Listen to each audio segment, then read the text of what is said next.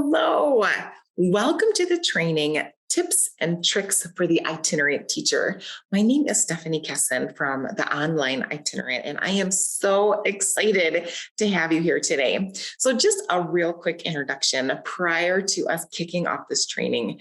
First of all, I just want you to know that this is a hands-on training. So you're going to notice that there will be opportunities for you to actually pause the video and then do an action step. The purpose of this is to truly give you some tips and tools so that you are ready to implement them right away as soon as you complete the training. The other thing is that I want you to know that I will be going kind of back and forth between the PowerPoint presentation. This is because I just really want to connect with you. I really want to feel like we are chatting one-on-one. Sometimes that's harder to do when we've got a PowerPoint presentation. So if you notice that that's happening, that is intentional. I just really like to be able to be one-on-one with you while we are doing this training. So with that, let me just give a little bit of background information about what you're going to need prior to us starting. Okay, so before we officially start, there are a couple things that I want you to do. First of all, I want you to go ahead and grab your mobile device. So go ahead and grab your cell phone or whatever it is that you use when you're on the road and have that available to you.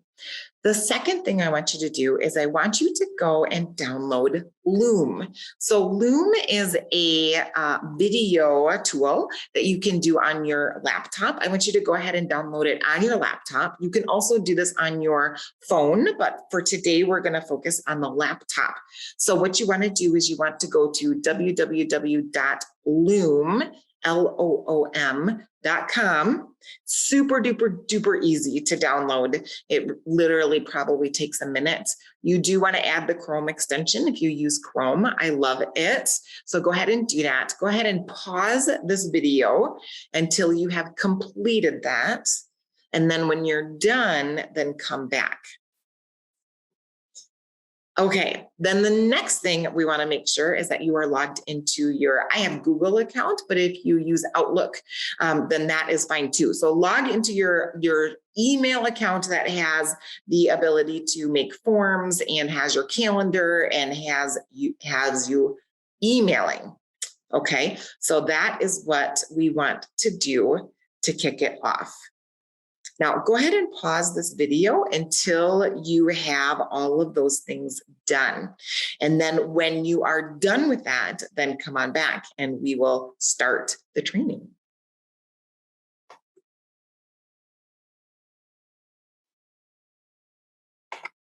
Okay, so welcome back and welcome to Tips and Tricks for the Itinerant Teacher. I am so glad that you are here and joining us, and just really looking forward to sharing some insight and some ideas that are going to help you tame this beast, because the itinerant service model for deaf and hard of hearing students really kind of is a beast to tame. You are doing tons of different things. You probably have a very large caseload with very diverse students of different ages and different needs. And you may or may not have had much training in the itinerant model prior to being in the field. So before we get going though, there are some things I want to do to be able to maximize our time together. So that is to make some great intentions.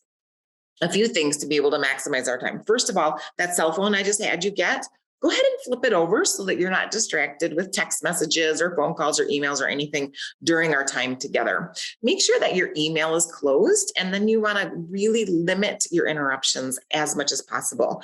The purpose of this is to really be able to give you some solid training and a solid opportunity for you to be able to implement these tools immediately. You won't be able to multitask, and I know how difficult it is to not multitask, especially when you are when you're gaining access to something online and there's lots of other distractions. So let's make some intentions now. Let's just give each other a solid hour to be able to really dig into this training, and let's do it as uninterrupted as possible.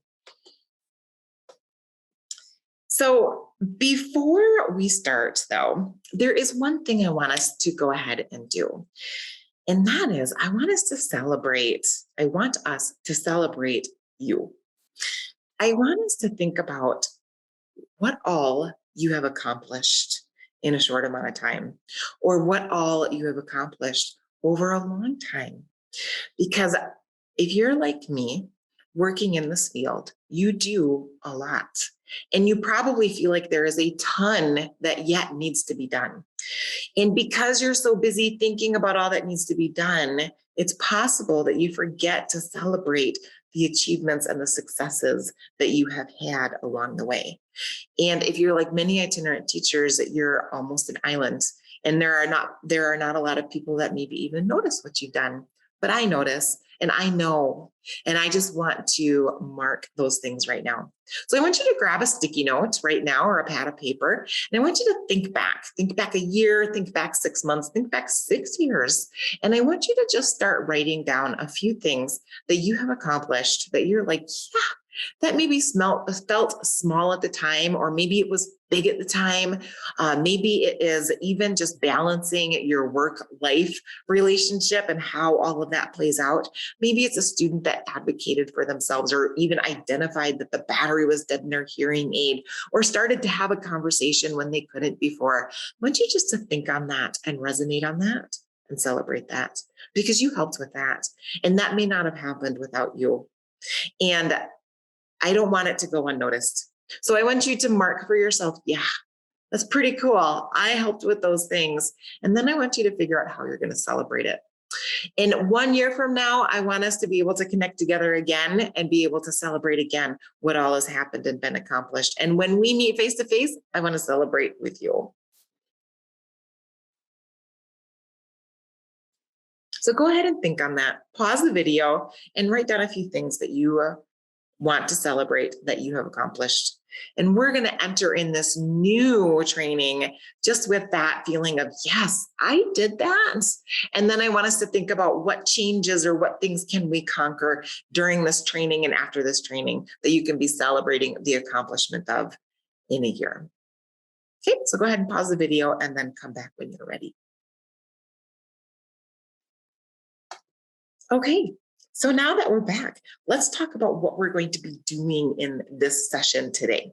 So this session today is going to teach you how to gather data on technology, school performance, social needs, self-advocacy, all of those things that's really hard to document, like whether a student raised their hand in class or not, or whether they asked for clarification. I'm going to teach you how to gather data on some of those things that we need to gather data on, but it's difficult to do. Then I'm going to teach you how to create video tutorials. That's why you downloaded LOOM. I can't wait to introduce you to LOOM if you haven't used it before. It is a really easy and powerful way to provide in-services and tutorials and to connect with students and even show progress with them.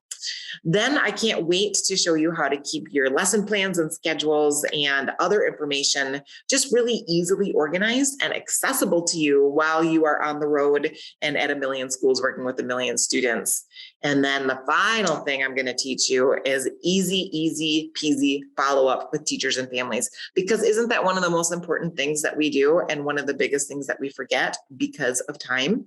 A lot of times, if you are like me, you show up at a school and you pull a student for one-on-one work, and then they go back to the classroom afterwards, and people may not even really know who you are or what you do or what you're doing with the student. And sometimes I know it gets questioned, like, what do you do? Why are you pulling a student? And then you feel like you have to defend yourself. So I am going to teach you how to really connect with those teachers and families so that they know who you are, what you're doing, and why. And why. We're going to talk about that as well. So let me just tell you my story. I am by trade a teacher for the deaf and hard of hearing. I've been in the field for more than 25 years. And I've got to tell you that for the first 10 years, and maybe even more than that, no kidding, I really did work 12-hour days every single day.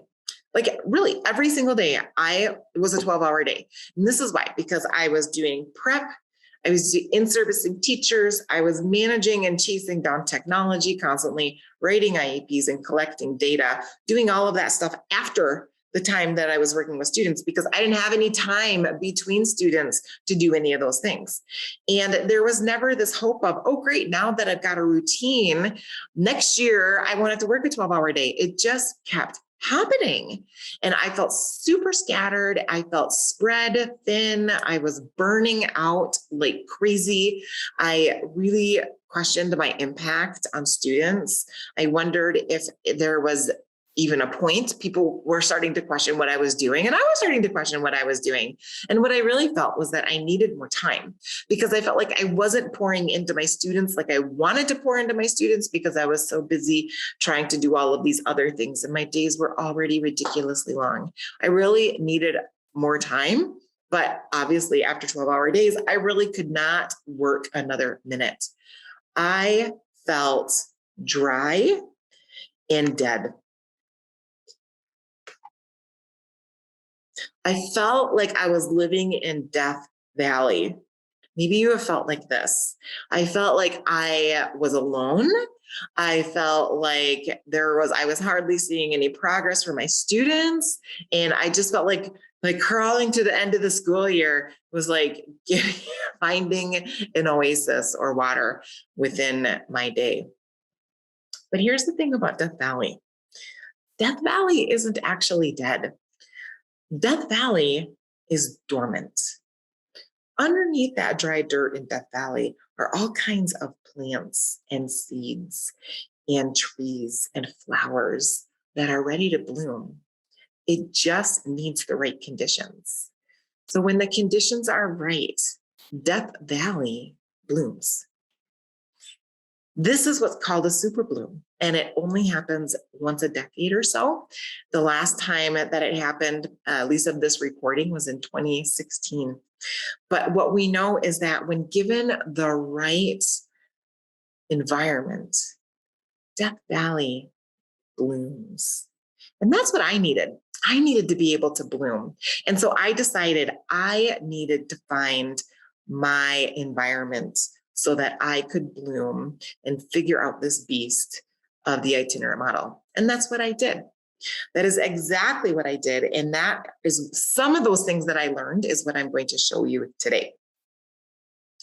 I decided that I had 4 of the biggest challenges, 4 huge challenges in the itinerant life. And if I could just hack these things, then it would really benefit me and really just change things for the better. So those 4 things were collecting data and justifying, explaining different things like self-advocacy goals, because I knew that that was the biggest thing that my students needed, but it was hard to document. It was hard to write a goal for that. And then at the end of the year, it was hard to really identify whether we'd met the goal or not. I needed a way. Then I needed a way to really plug into staff and in-service them when I wasn't around, because what do we know? The beginning of the year in-service is really not effective. We really need more time to be able to pour into our teachers for our students when we are not around. So I really needed to figure that out, because otherwise I was constantly trying to catch them and in-service them and meet with them. And it was always at the worst times. And it was just kind of a train wreck. Then I needed to have accessible and available, easily organized lesson plans, because thinking of what I was doing with the students, making sure I had everything in my trunk at all times, and having that organized and having what I needed when I needed it, it wasn't working for me. It was really challenging. So then I would have to come up with a lesson plan on the fly, and that never felt good. And then, like I said, I really needed to figure out how to effectively follow up with teachers and families so that when we went to the meetings, they knew who I was and what I'd been doing. And the teachers knew me in the hallway. They didn't any longer have to ask me if I was a substitute teacher or anything like that, because I kept in contact with them all the time. But I needed to be able to figure this out. So I figured out a few power tools, and those are the power tools I'm going to introduce you to today. Now, you may be familiar with them, but today I'm going to teach you how to really maximize them and dive into them, maybe like never before. So what are we going to do? I'm going to teach you about online forms. I'm going to teach you about Loom, and I'm going to teach you some really cool hacks for your calendar.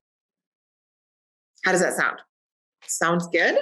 All right. Well, I want you to be ready to dig in with me. Okay. So we're going to start like this. I want you to think of a student that you want to focus on for the purpose of this training. Okay.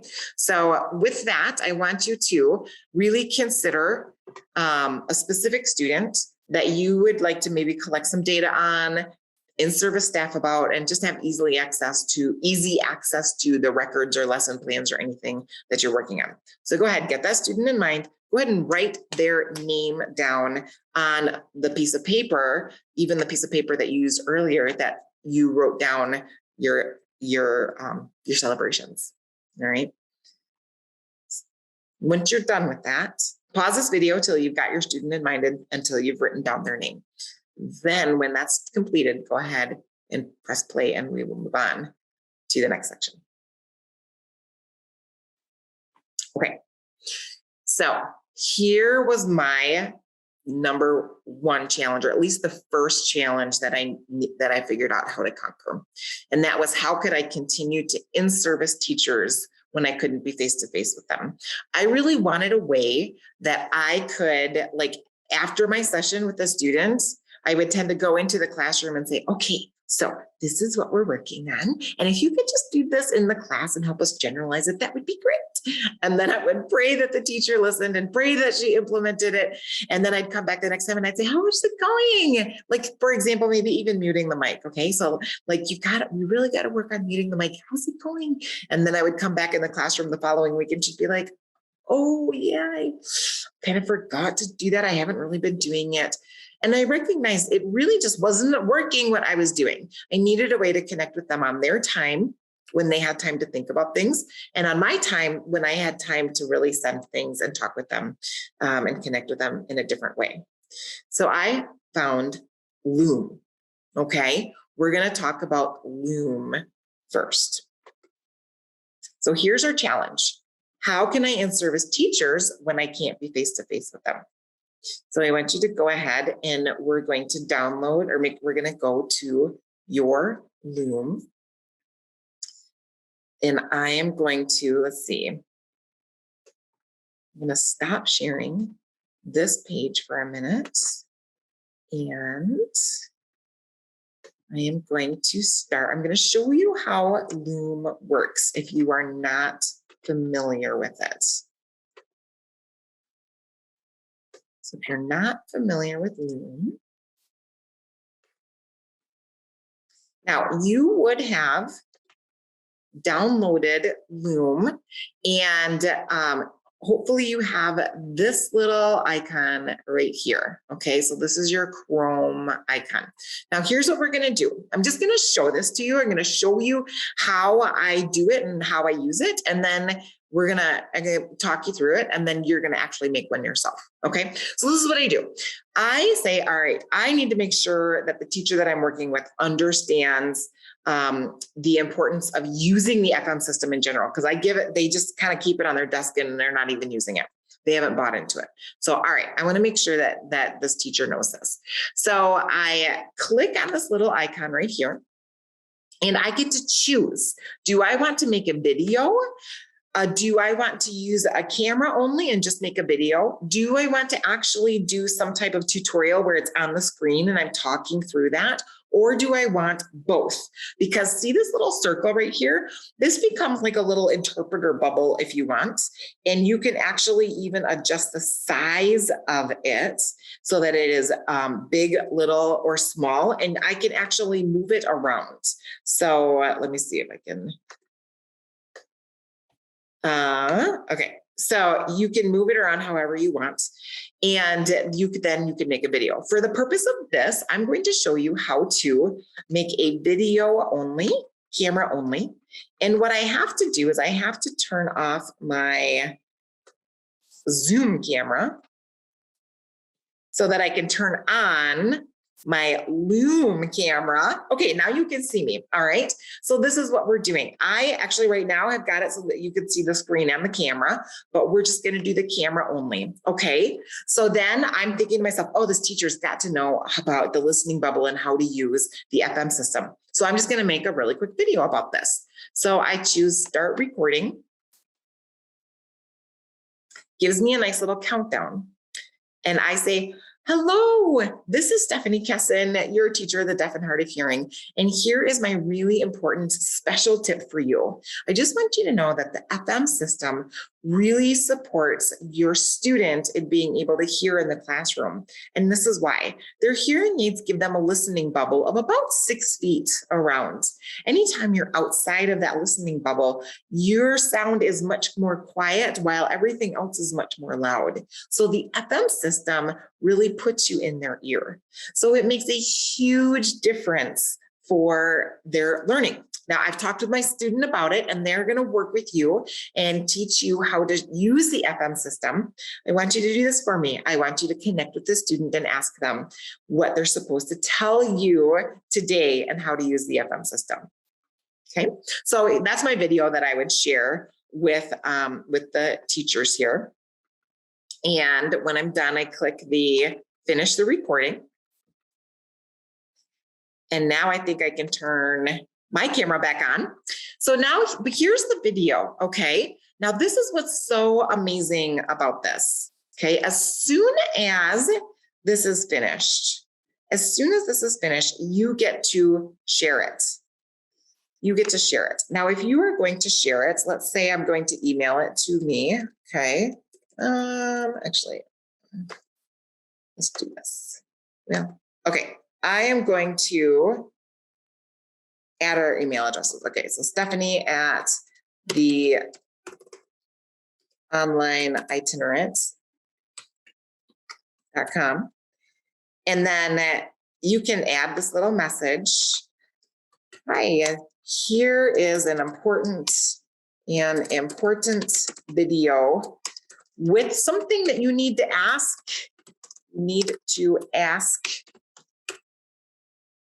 Your students, right? Your students. Okay, so look what happens though when I share this. When I get this email, what ends up coming, I'm gonna check my email now. Oops, I gotta get the right accounts.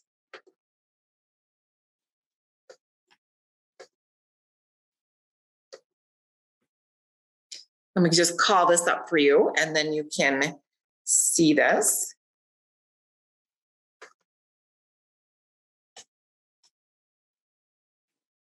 Here it comes. So I shared it this fast. It literally took a second to get into my inbox. And it comes like this, but look, the video is right there. So then they can watch the video that quickly. Right here. And what's great is that they can even add comments in here. They can ask questions and you can see how many people has viewed this video. Okay, so what's awesome about this? Well, first of all, you've got some accountability. You can see that there are that they have watched a video or not. But the other thing that I love is that you can actually bring your student in and make a video and say, hey, what have we been talking about today? What's really important for your teacher to know? And this is hopefully something that you've been working on with the student, and then you can include them in this training. But in any case, the other brilliant thing about this is that you can actually have a whole library of trainings that's in servicing for your teachers. So for example, you can talk about seating, you can talk about FM usage, you can talk about sign interpreter, anything that you want to have. And in Loom, you now get a library. And inside that library, you can pull and reuse those videos as often as you like. So now in-servicing is done. You can take a day or an hour and you can create 10 videos that's important for your teachers to know. And then you can send them a video every other week. And then that has gotten you practically through the entire school year. And this is a really, really great way to in-service your teachers, because then you can also say, hey, did you watch the video?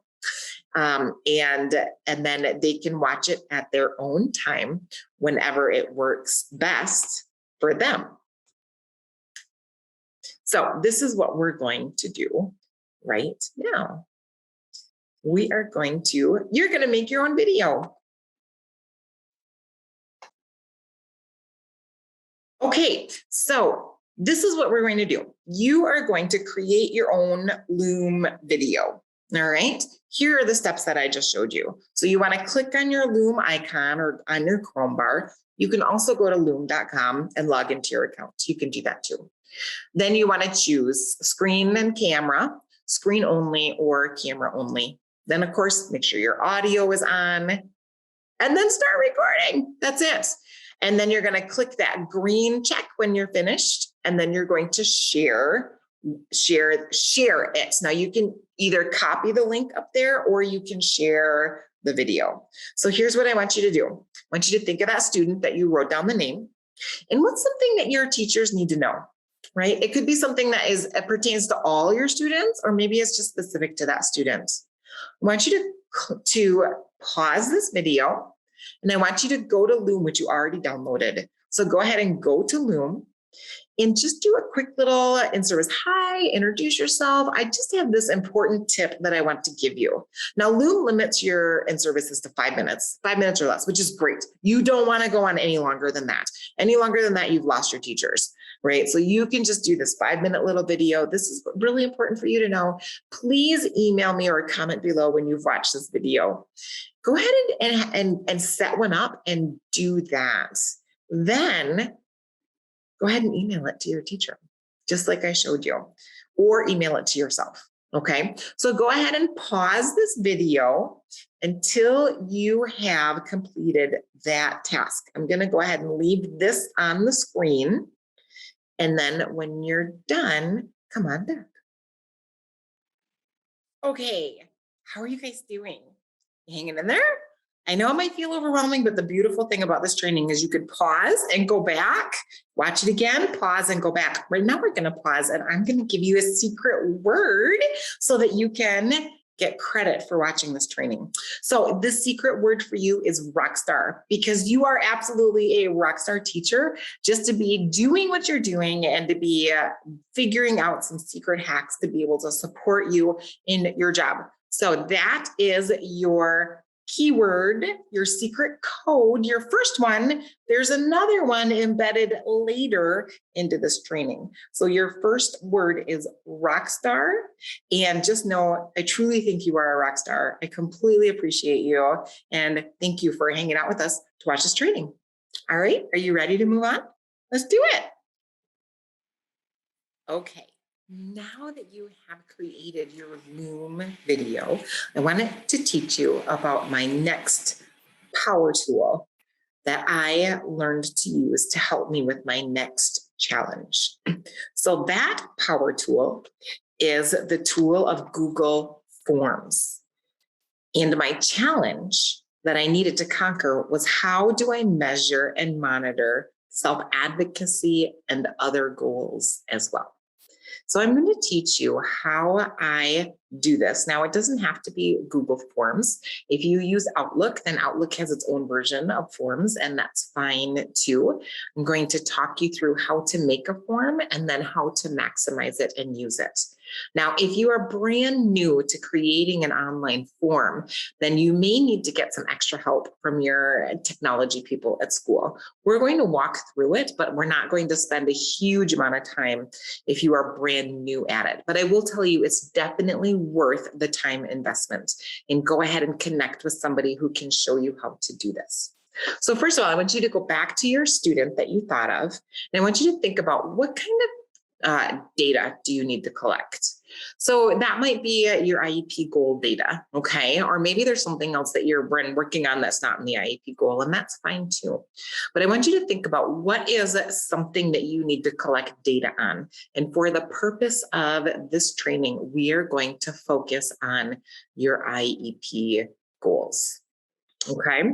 So what we will do here is we are going to pick a goal. So go ahead and pause this video until you've got your goal selected, and then go ahead and write down what goal you are working on. Okay, are you ready? All right. So I'm going to show you an example of a student and their goal data that I needed to collect. And we're going to go from there. So this is just going to be show you an example. And then I'm going to show you how I made it. And then I'm going to have you think of your example. And then I'm going to walk you through how you should make it. All right. So here we go.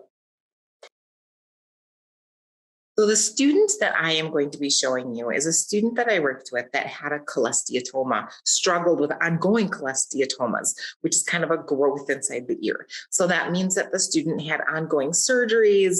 She couldn't hear, she could hear, it grew back again, she couldn't hear, was not consistent, and she had a hard time, she didn't really understand what was going on or why she was having her issues. And then she wasn't advocating for herself in the classroom when things were getting difficult to hear. So a lot of her IEP goals were surrounding that, but not all of them. So let me show you the form that was created for her and the data that I wanted to collect on her. So first of all, I wanted to collect when I worked with her and how long I worked with her. Now, this is a lot of schools require this for billing minutes. Sometimes people just like it for accountability. Think about if that would be something that you would need to collect data on, because maybe it's not. Then I went through her IEP goals, and some of those goals, here's an example of them. I wanted to make sure that she knew the parts of her ear with 80% accuracy. So as I was collecting the data, I set up some ranges, whether she knew it less than 30, 30 to 50, 50 to 80, or 80 or more. And then I wanted to make sure that she could explain how her cholesteatoma impacted her hearing. So we talked a lot about this. And then I had those same parameters of understanding. Then we went into her ability to be able to name ways, 3 ways to control her environment. Her environment. So we talked about whether she could name 1 way, 2 ways, or 3 or more ways. All right, that's that set of goals right there. The other set of goals that we worked with was auditory discrimination. Again, I set up these parameters. Then I set up auditory memory, because that was the other thing. And we talked about sentences of 9 words or more. Identifying facts and details. So you can see I was really doing a lot of stuff with this kiddo. But this was also a kiddo that also struggled with her devices working, and oftentimes they weren't. So I put on there whether they were working or not, and then a place for other comments. So after I developed this is what it looks like when I'm ready to fill it out. So I pull this up, and actually I'm going to show you how to add it to your phone, because you're going to be able to put this on your phone. Or the other thing is you also have it on your computer, and you can actually fill it out with your students. So you could be like, hey, we're practicing your goals today. I want to see how many parts of the ear do you understand today? And you can actually do it right there with your student. But so you fill out the date, and then I would fill out the minutes that I spent with her. And then let's say after I worked with her, she started to nail this. So she was getting 80% or more. She knew all of it. But let's just say that that we didn't have time to work on all of these things. So I only answer the things that we worked on for the day, and then I submit it. Okay.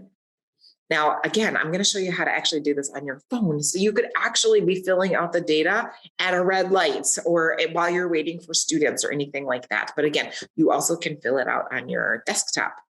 So then once it's been filled out, if you're not familiar with Google Forms, this is the great thing about this.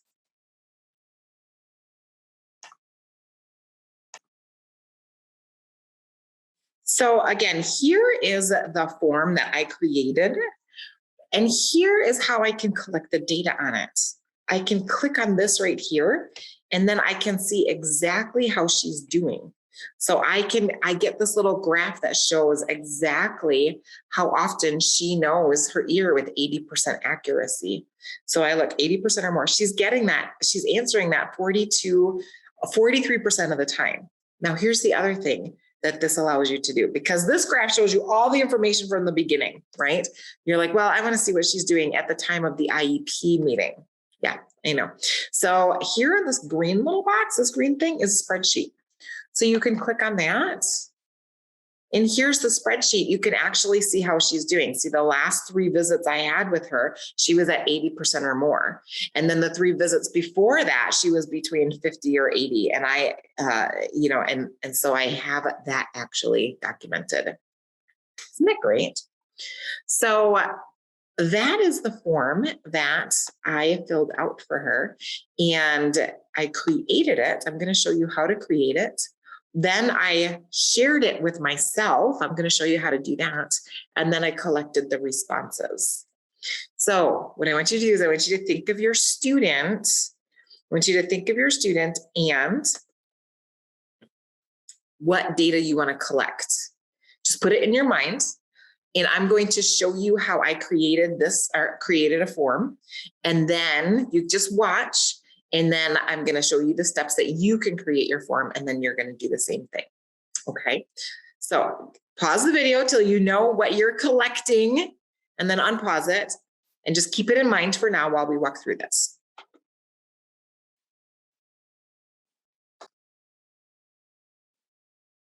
All right, so first thing we need to do is you need to go to your Google account or your Outlook account, whatever that looks like. So for me, okay, that looks like this. This is my email with Google. And then we've got this little checkerboard right here. I'm going to click on this. And you can see that if you scroll down, you might have to keep scrolling, but there's a purple section for forms, and you would click on that. Now, there is another way to get there as well. So the other way would be like to go into your Google Drive, which is where this ends up getting stored inside your Google Drive or your Outlook, whatever that looks like. And you would click on New. Have to give it a second here, I think, to load. Here we go. Here on Google Forms. And then here we are creating a new form. So I am going to title my form, and this is Test Student, TSIEP Goals. All right. So the first thing that I want to do is that I think, who's going to be filling out this form? Is this form for me, or is this form for somebody else? I would recommend to start off with finding a form that you would be filling out, data that you would be collecting. But I'm going to show you how you can set one up and send it to a teacher to send that information as well. So this is for me. So first thing I'm going to do is I'm going to add a section for the date. Now, as soon as you type in date, Google knows that you're talking about a date.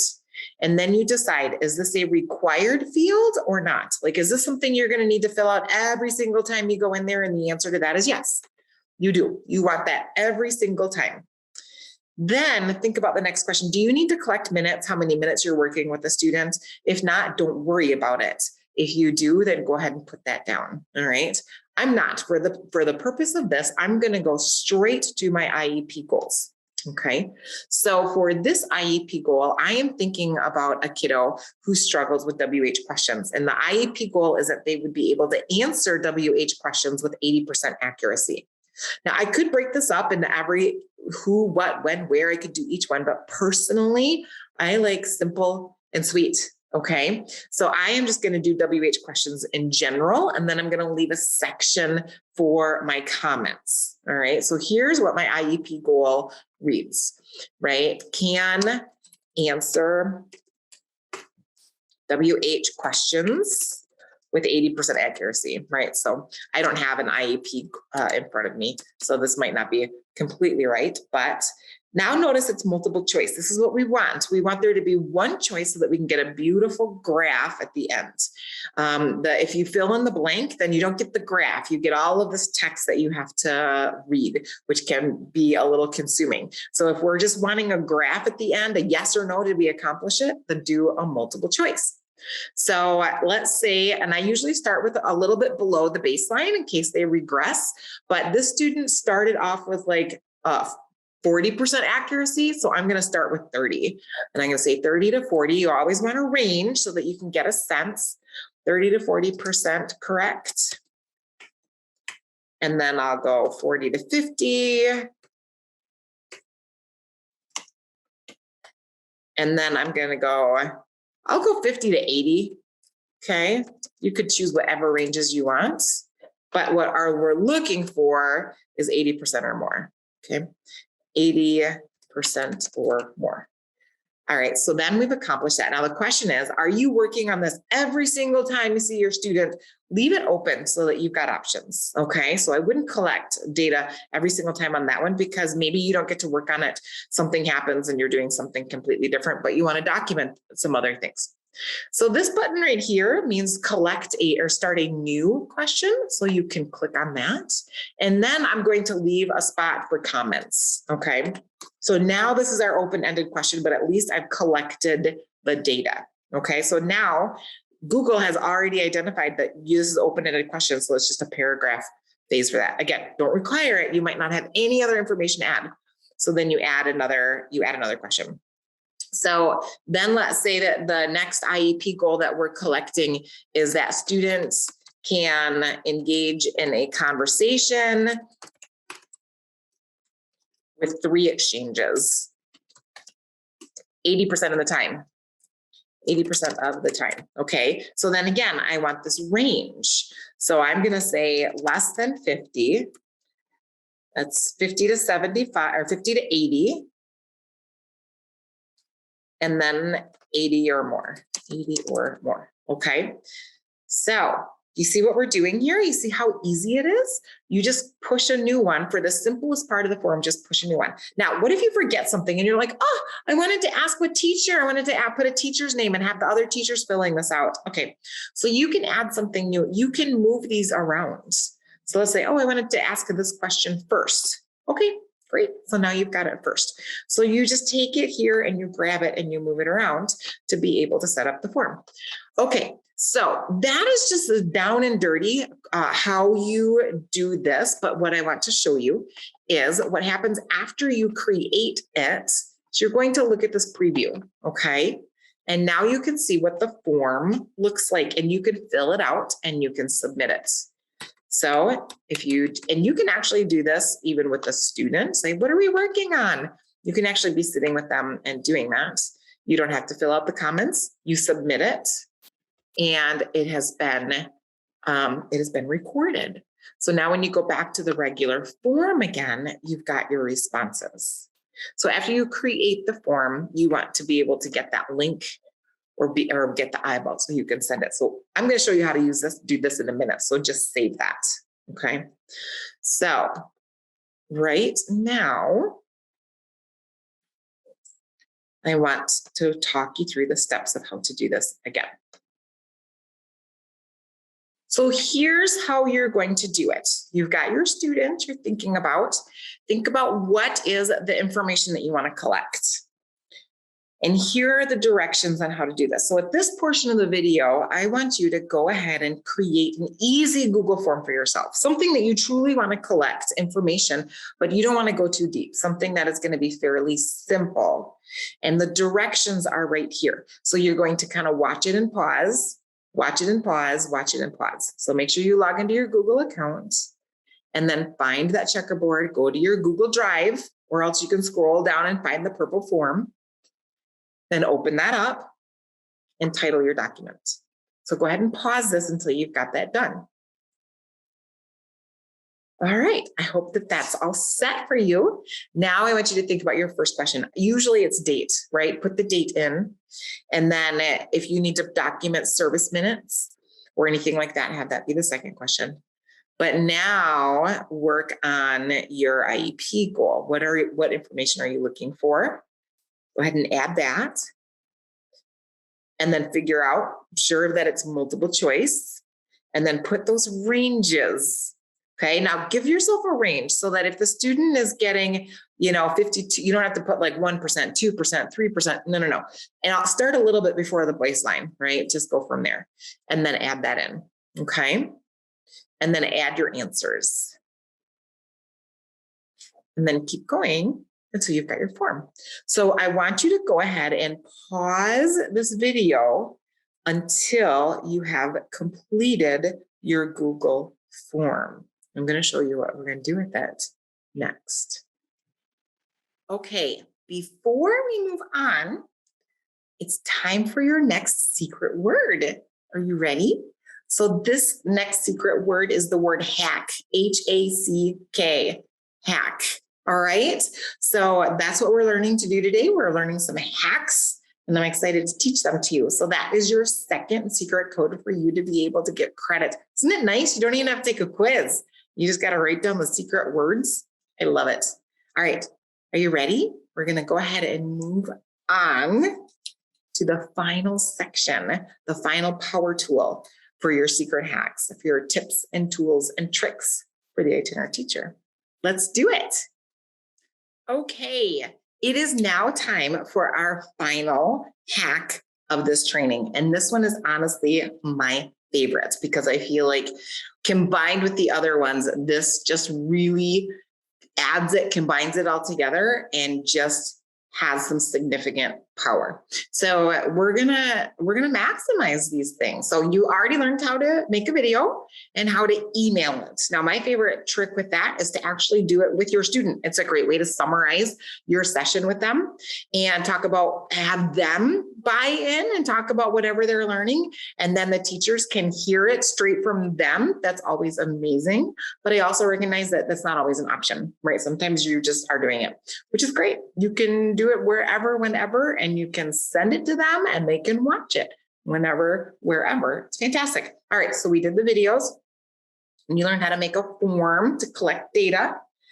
And now I'm going to show you how to maximize your calendar. And we're going to add the form into your calendar, and then we're going to add automatic emails into your calendar, and we're going to add lesson plans into your calendar. How's that sound?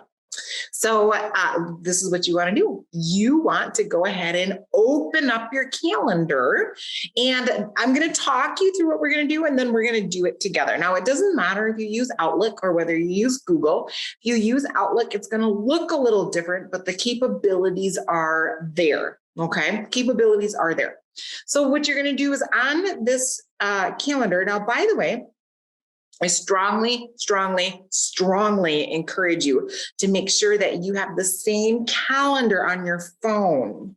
Okay, when I first got my phone came with iCalendar, but I was using Google Calendar. So I ended up deleting iCalendar and just using Google Calendar for everything. And then it was easily synchronized. I could add something in my phone and I had access to it, and vice versa. So I strongly recommend that you have the same calendar on your phone that you use on your computer. Okay, so you're going to put your time with your student on the calendar. All right, that's what we're going to do. This is some of the things, and most people know how to create an event in the calendar, but here's some things that people don't necessarily know how to do. They don't necessarily know how to make it a repeating event. So we're going to repeat it so that if you see a student once a week, twice a week, 3 times a week, probably every day, whatever you need, right? Once a month, you can add it. You can put it on the calendar so it automatically does that. Okay. The next thing that we do is in the description area of your event, you can put links. This is where we're going to put the link for your form. The form that you created. I'm going to show you how to do that. But you can also put links to any other Google Doc or any other website or anything else. I actually keep a Google Doc that is my lesson plans. But here's the other thing that I do with my calendar is I put top things I need to know on my calendar. So for example, room numbers. What room number a student is in, or if they have a unilateral hearing loss, which side is the hearing loss on? If there is an alternate time for my older kids, like they might have a study hall, but they also have a resource time. So I usually go during study hall, but if something happens, what's my second choice? So I can make some mental note or put some notes inside of this area, and then you have it easily accessible to you. And then lastly, what you're going to want to do is you want to invite in the gen ed teacher who you're pulling from, and also the parent. I recommend the parent as well, because then you can let the parents know that you're working with their kid. So let me just show you what this is going to look like. Okay, so here is my calendar. All right, here we go. So now, again, if it's Outlook or something like that, that's fine. You just want to make sure that it syncs to your phone. All right. And I'm going to tell you why. So I am going to create a new event. I'm going to pretend that I'm going to see test student. Remember test student? We made a form for test student, TS, and then I write DHH time. And then I see him every single Tuesday from 8:30 to 9. Okay, so my first one is, this is the date I'm choosing for my first one, and I can modify the time. So 8:30 got put to 9, not 9:30. Okay, 8:30 to 9. And see right here, now it looks different on Outlook, but you can find it. Does not repeat. No, actually I do. I want it to repeat. I want it to repeat weekly on Tuesday. Okay, so every Tuesday I hang out with TS, test students. Now this is the area, see here where it says add description or attachments. Okay, we want to open that up, and actually you can make this whole thing bigger in some way, but this is where I add the important notes. So I know that test student is in room 116. Okay, I want to make a note that my IEP minutes are 30 minutes. And actually, I usually see students 3 times. I do 1 off for every 3 that I do, so I can observe. That's how I do my services. So I've got 30 minutes for 3 times a month. Okay, I put it on here in case I'm like, do I see him 4 times a month or 3 times a month? What does this look like? And then I even like to put my IEP goals so that I've got a quick glance at what this is. So I'm going to say, but I'm just going to make it short and sweet. I'm going to say what they advocate for self in background noise. Okay, so this is the actual IEP would be advocates for himself, when in a situation with background noise, will advocate for himself by blah, blah, blah, blah. So, that might be a long goal, but the down and dirty of it is that he's advocating for himself in background noise. Okay. I go ahead and I put that there. Now, here's the other thing that I do. Remember how we made our form? Okay. Here is the form that you created, all right, to collect data. So up here, remember there's this little preview link. You can click on the preview link or you can click on send. You can do either one, but you need the link of not the teacher version. You want the link for the response version, okay? So I'm just gonna click the eyeball, and I am going to copy that link. Now I know I'm going fast, so feel free to pause this video if you want and do this, okay? So then you copy this link and then I put it right here. Whoops, that's the wrong link. Copy the link and then I put it inside of my calendar here. There we go. Okay. Now, when you share it, if you click share, or send, okay, so you're going to do send. If you're going to send the link, yep, that's the same thing. It looks exactly the same. Now you can shorten the URL so it's a little more pretty. Okay, so you can do that as well. Okay, so then you can put that inside your calendar. All right, let's do that. Okay, now here is the other thing. I'm going to go ahead and save this now. Got to make the screen a little smaller. Okay, so I've saved that, but here's the next thing that we're doing. Oh, I always double check it. This actually came up as 8:30 p.m. No. 8:30 a.m. Okay, 8:30 a.m. Okay, so now though, look at this. We add our guests, okay? This is where the magic happens. We're adding guests. So I'm just going to add myself for this example, okay? But this is where I would add the general ed teacher and I would add the parent as well, okay? Now, there's more.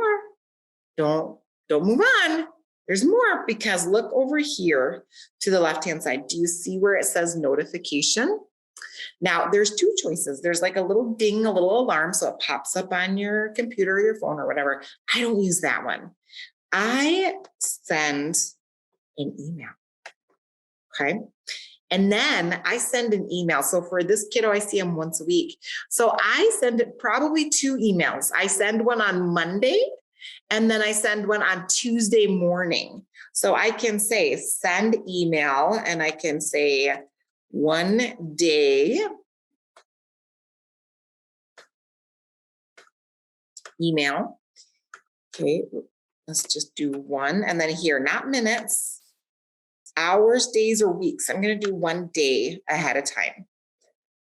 And so then this teacher and the parent gets the email notification that I'm coming. Now, if I wanted to, I can even say, please remind TS that I am coming, and text me right away. Text me right away if he's not here. And then I leave my text number. Okay. So here's my text number for people. All right. So now when they get this notification, they see this information that you have. They see the IEP goal, they see how long you work with him, and they see this particular form, which is okay. It's good to it's okay to send that to people. Sometimes if you don't want people to see certain things that you might add, then you can put the security, you can share it only with specific people, and then only specific people have that access. The other thing that some people do is if they say, I don't want to share my data until it's time for the meeting. Okay, not a problem.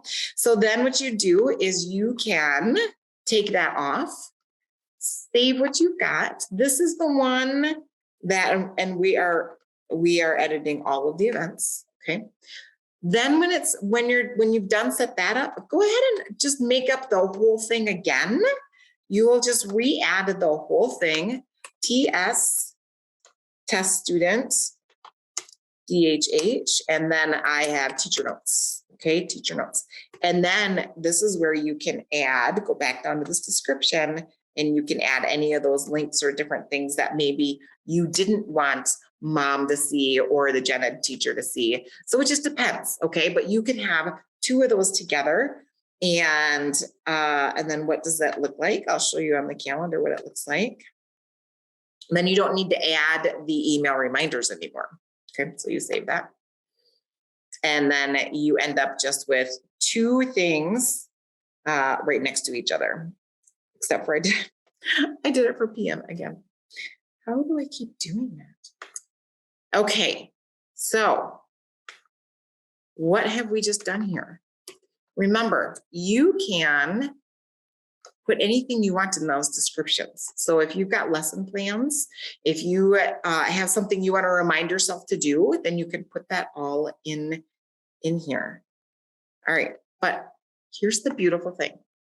Now you can check your phone, and on your phone in the calendar is your appointment.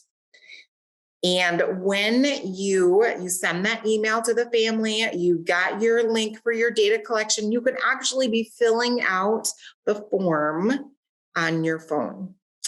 Now, here's the other thing to show you. So here's my calendar, it's very full. If I wanted to click on an event on my phone, I can also do this. I can also do it on my computer as well. All right, so I'm looking for my events with my students. And what's great about this is once you open up the event, okay, you want to click on the 3 dots. Wait.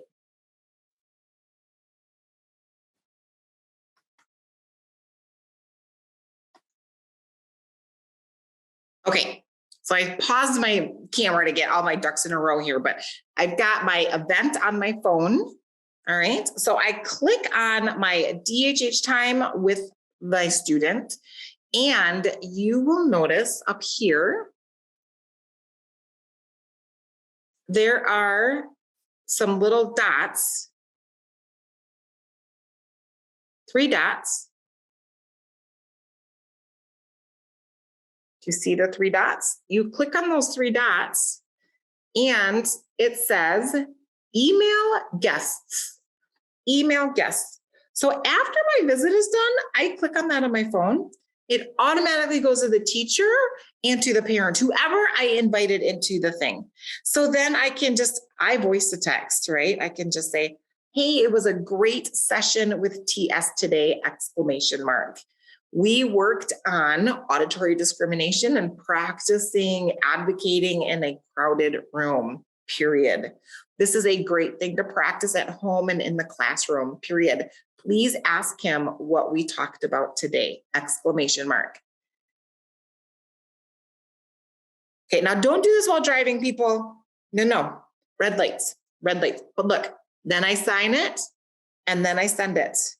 And I have just emailed my teacher and the parents about what we have done with the student that day. Or if you need to cancel, if you're running late, boom, it's right there. So people are always updated with what is going on with you. What do you think? I love it. I seriously use this all the time. All right, so we are getting close to wrapping this up. I have told you my favorite tools. But now that I have told you how to do it, I want you to do it. Again, this is your opportunity to watch the video and pause. So go ahead and open up your calendar. Pick the date that you're seeing your student.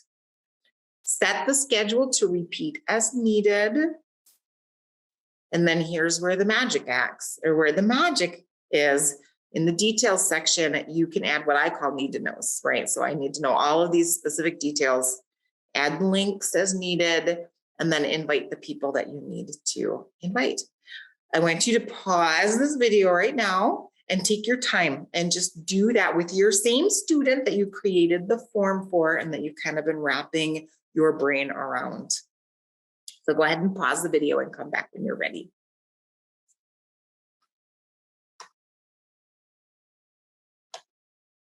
Okay, welcome back.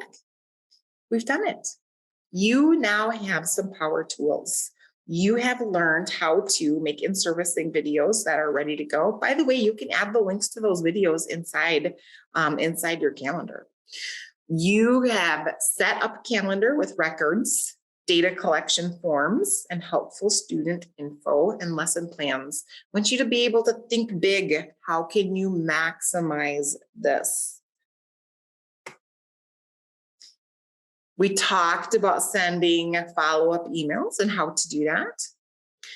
Here's another hack that you can do. So this is just an idea I put out there. If you fill out a form that you need another teacher to fill out, so for example, if it's end of the year, just follow up to see how your student is doing, or are they checking their FM, or how are things going? You can create a form and put it on your calendar and invite that teacher into the calendar whenever it is and send that email. And then that automatically goes to the teacher automatically to that teacher.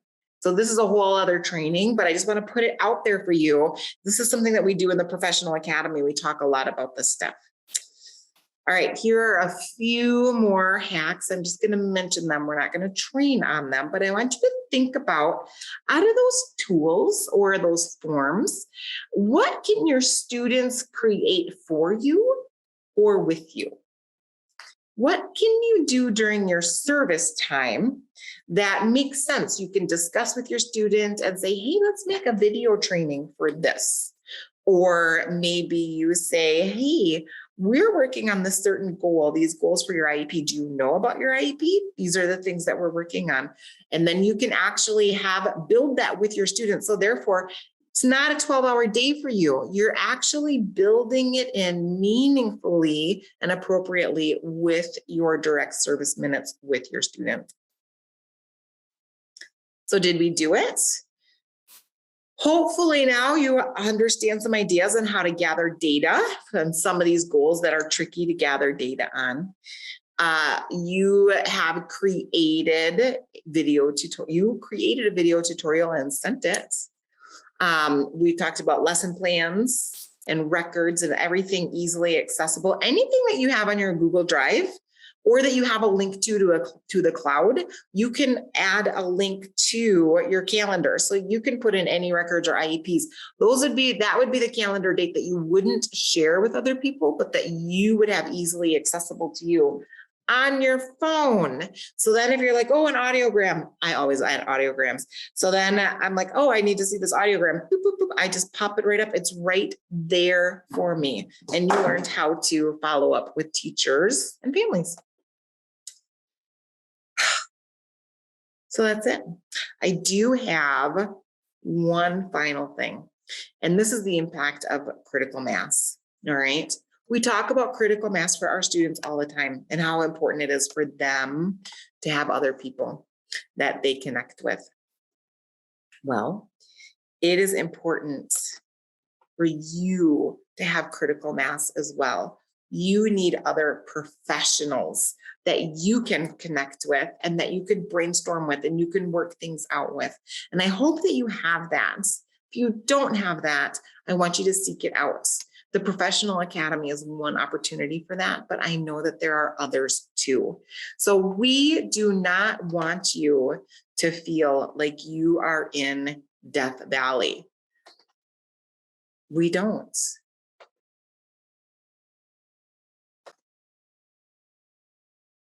We want you to be nourished and have your environment perfect so that you are not feeling dry and starving and thirsty for others.